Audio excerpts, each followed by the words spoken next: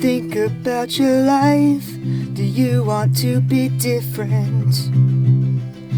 Try to let go of the truth, the battles of your youth. 'Cause this is just a game, it's a beautiful lie. It's a perfect denial. Such a beautiful lie to believe in.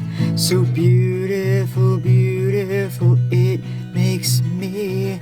It's time to forget about the past, to wash away what happened last. Hide behind an empty face. Don't ask too much, just say, 'cause this is just a game, it's a beautiful lie. It's a perfect denial.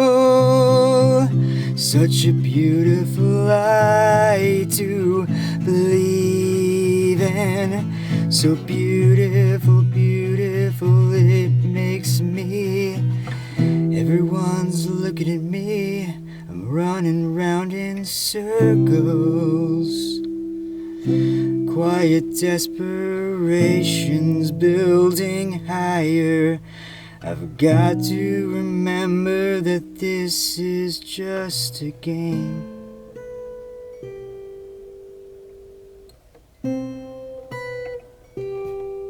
It's a beautiful lie.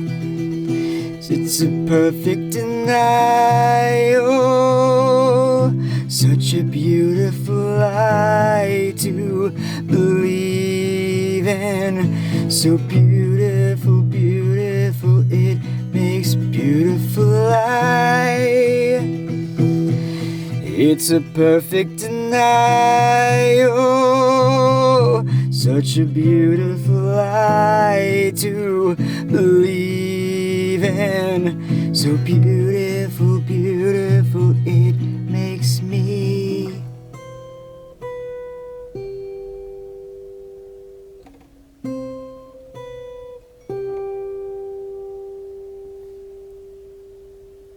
All right. That was something else. That was a cover of A Beautiful Lie by the band 30 Seconds to Mars. And I just played that through for the first time ever right now. Funny story. A couple nights ago, I was in this very car of mine here. And this light here went out. And so I was obviously done filming for the night. But I had been coming up with different chord progressions. Not different chord progressions. A specific chord progression for this little cover thing.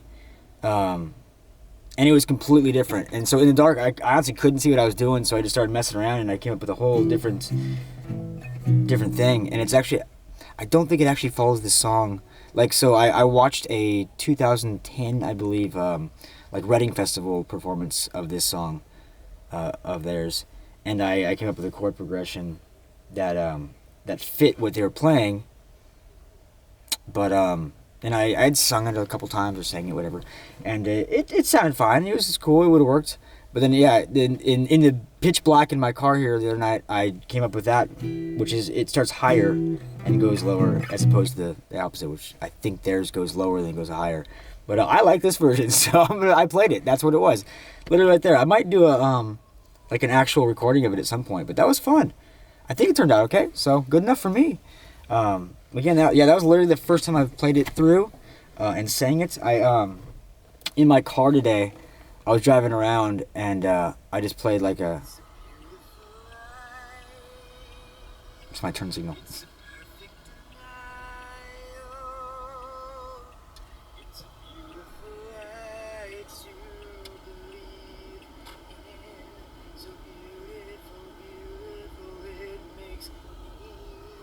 So I thought that sounded pretty good as I was driving around, and that followed obviously this chord progression that I came up with in the dark, and so I'm like, you know what, when I get home tonight, I'm going to try it out, and that's now, so there you go. But anyway, the whole song, I had covered the song The Kill a long time ago, which is also by 30 Seconds to Mars. So, as far as life goes, since about 2001, I've been a few doppelgangers have been brought to my attention. It really depends on my haircut and my facial hair, to be honest. But most of the time, I get Jared Leto, which I'll be honest, when I was younger, when I was like in my late teens, early 20s, it bugged the heck out of me because I didn't want to be compared to anybody. I just wanted to be me. And then I got over myself, and now I just think it's a compliment. I get him and I get Johnny Depp. So, I mean, obviously it's just an insane compliment whenever I hear that. Again, it depends on my facial hair. Sometimes the hats I'm wearing, like if I'm wearing like a full brimmed hat thing, I get the Johnny Depp thing all the time.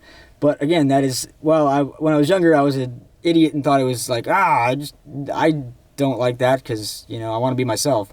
But, since I grew up, I realized it's just a hell of a compliment. So, that song I just played right now for giggles because I wanted to just try it out. But here's the story part for you. So it actually has nothing to do with Jared Leto. It actually has to do with Johnny Depp. So again, I'm very flattered now every time I hear that. I think it's insanely cool. It's like, wow, these people think these people look cool, and now they're saying I look like those people. So, it's a nice boost, honestly.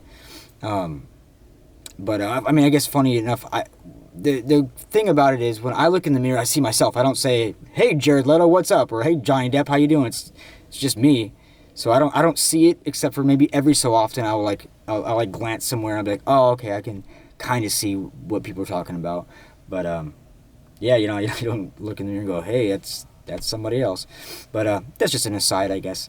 But again, just such a flattering compliment to be called those people because other people think they look cool, and that's cool with me.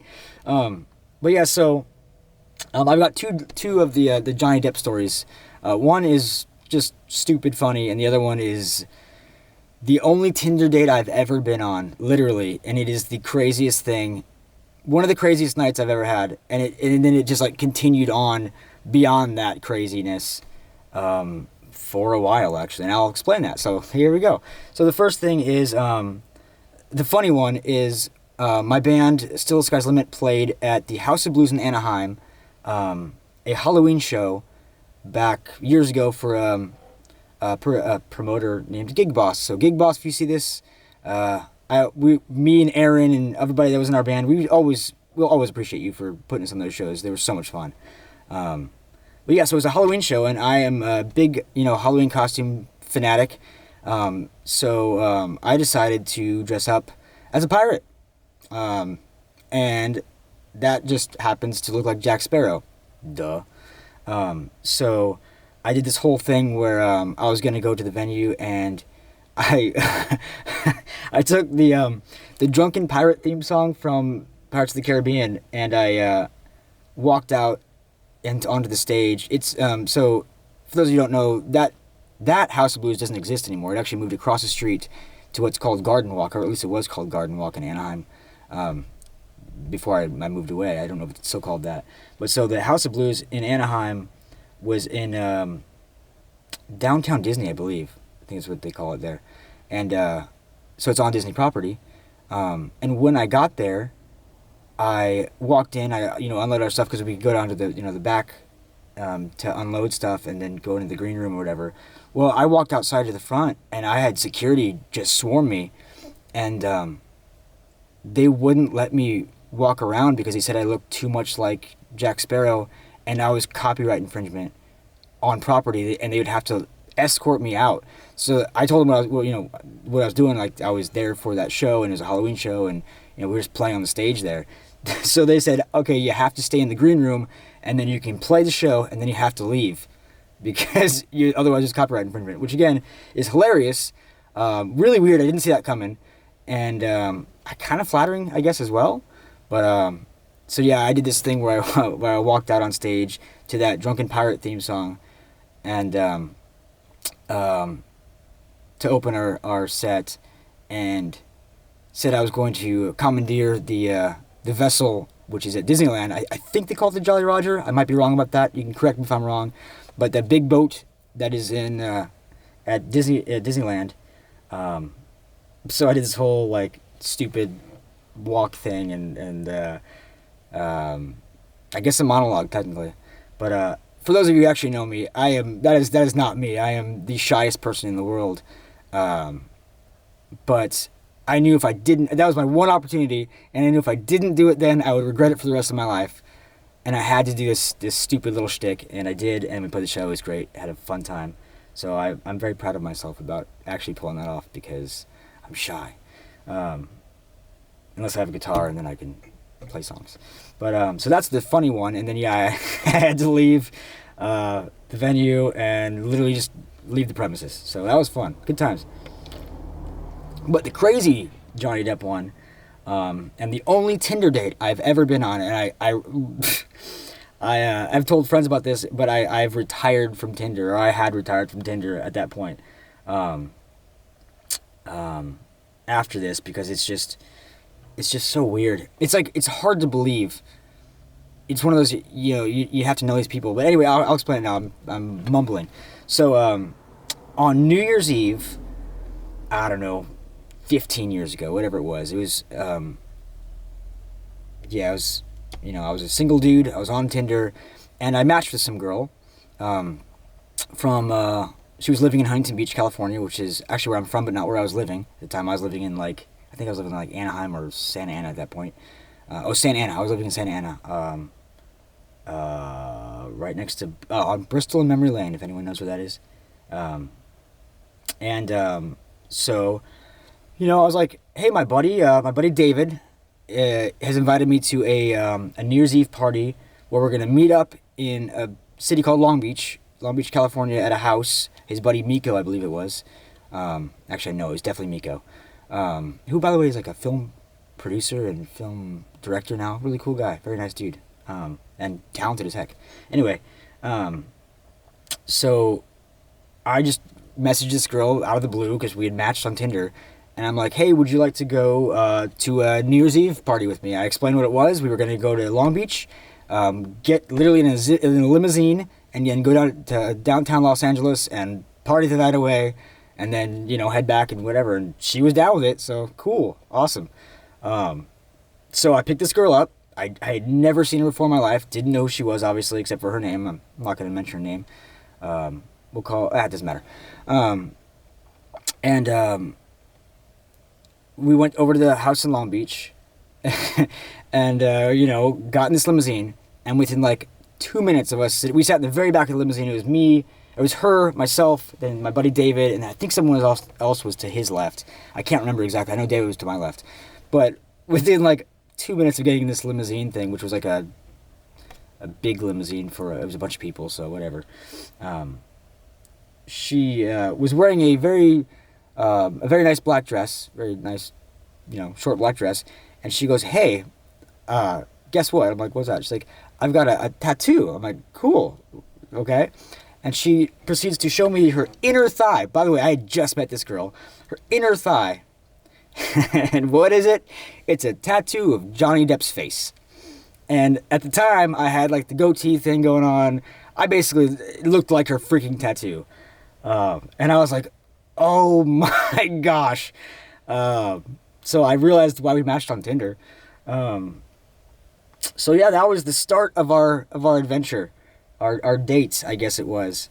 My only Tinder date started like that. And she was a very pretty girl. We went to downtown LA. We had a fantastic time. We went bar hopping with all these people. And we were just jumping the limousine, bar, all that stuff until maybe 3 in the morning, 2:30 in the morning, something like that. And then the limo took us back to Miko's house, and she was a bit intoxicated at that point. I wasn't, so I was just like, okay, you know what? She was literally just wearing a black dress, and it was kind of cold outside in Long Beach. And then January 1st of whatever year it was, at 4 in the morning. I'm like, okay, I'll go get my car, which I had parked around the corner because there were no spots in the street right in front of his house. And I'm like, okay, I'll get in my car and I'll go drop you back off at your house. It was, good time, whatever. So I go to get my car. I told her to go inside because it was warmer inside. So I get my car, come back, and I go inside the house and try to find her, and she is nowhere to be seen. I'm like, what in the world? And most people at that point, like, there were like 15 of us that had gone on this thing. Most of them, like 4 of them lived there. They're all roommates. And then my buddy David was at the table, hanging out. I think Mika was still up at that point, still awake, but I honestly don't remember it because it was so long ago, I guess. But, so I'm like, oh my gosh, where the heck is she? And, anyone walking around at 4 in the morning around any city is probably not the greatest idea, but in all honesty, the area of Long Beach we were in wasn't somewhere I would want a random girl walking around by herself in a very nice dress. It's like, damn, that's terrifying. So I literally got in my car, drove around for maybe half an hour trying to find this girl. I tried to call her on her phone, but she didn't answer it. So I was like, oh my gosh, this is the worst possible outcome from this. And then I finally got back to, I ended up going back to the house. I'm like, I'm going to give this one last shot, find out if I can find this girl. If not, I'm calling the cops, honestly. And again, it's like 4 something in the morning, 4:30, whatever it was, 5 maybe by that point. It was still dark out, though. And I'm like, hey, David, have you seen this girl? And he's like, I think I did. I'm like, really? Thank God. I'm like, where is she? He's like, down the hall. So we went down the hall and knocked on the first door that we came to. And it ended up being a bathroom. And and the person in the bathroom answered the bathroom door. And lo and behold, he and this girl that I had brought with me were in a compromising position on a toilet. And she was wearing nothing but kind of like half a blanket at that point. I was like, oh my gosh. So he's like, all right, whatever. And he literally walked out of the bathroom, went across the hall to his bedroom, and opened the door or whatever. And she was just like, literally, she put the blanket on herself and walked out. I'm like, well, it was really nice to meet you. and I'm going to go now, but have a good night. And she just walked into the guy's room, and I was like, yeah, I'm out of here, man.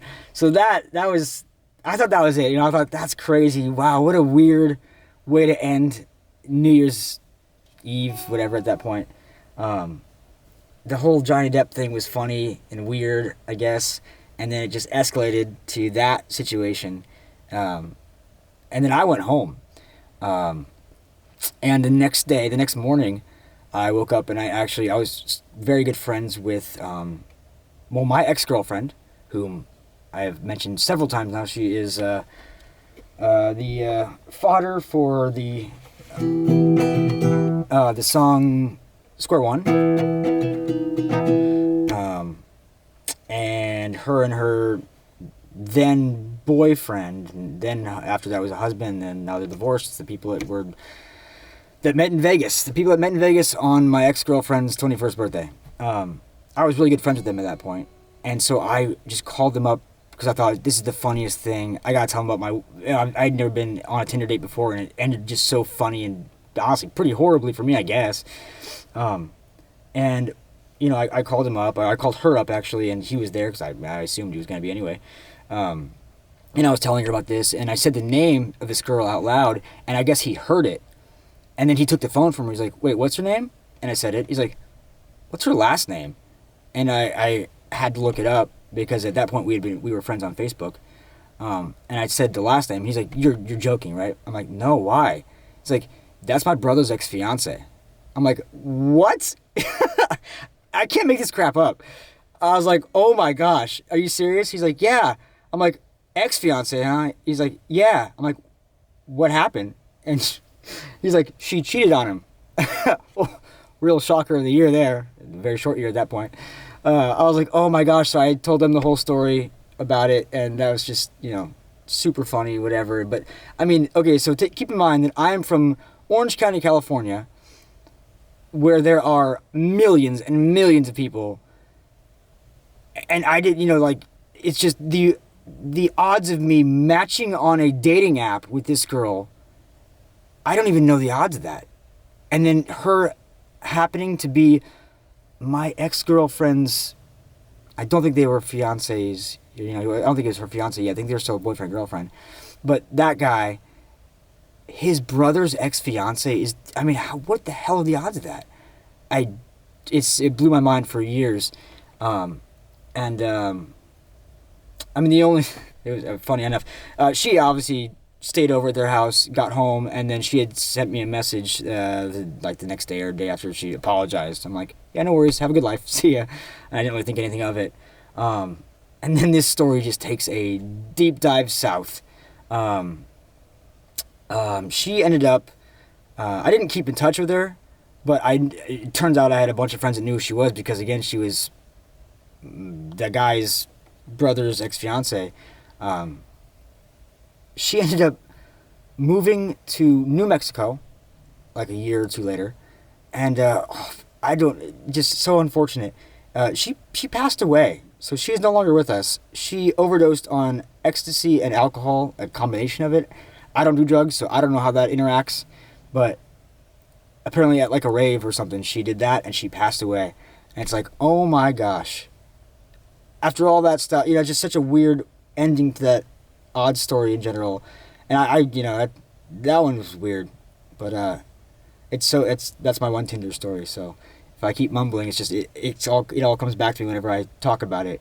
It's just so crazy, so weird, and so sad at the end. It's like, man, that's awful. I mean, I think she was like 26 or something like that. I don't even remember, but I mean, it's like, man, what a terrible ending. What a terrible thing to happen to somebody in general. But it's like, wow, all that, and then I find out later, she passed away.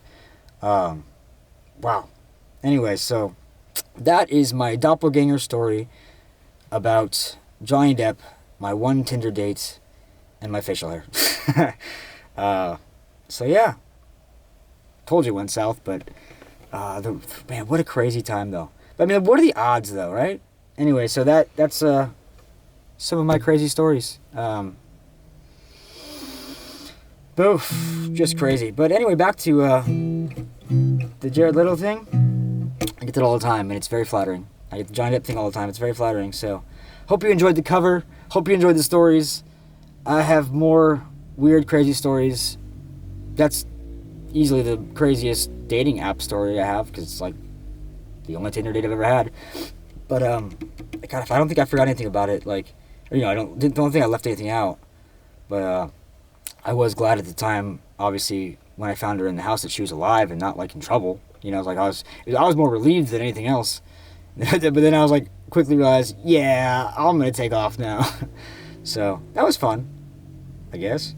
Okay, well, that is another of the that's clearly the longest of the story ones, the songs and stories, the cartel. So have a great day. And enjoy your dating apps.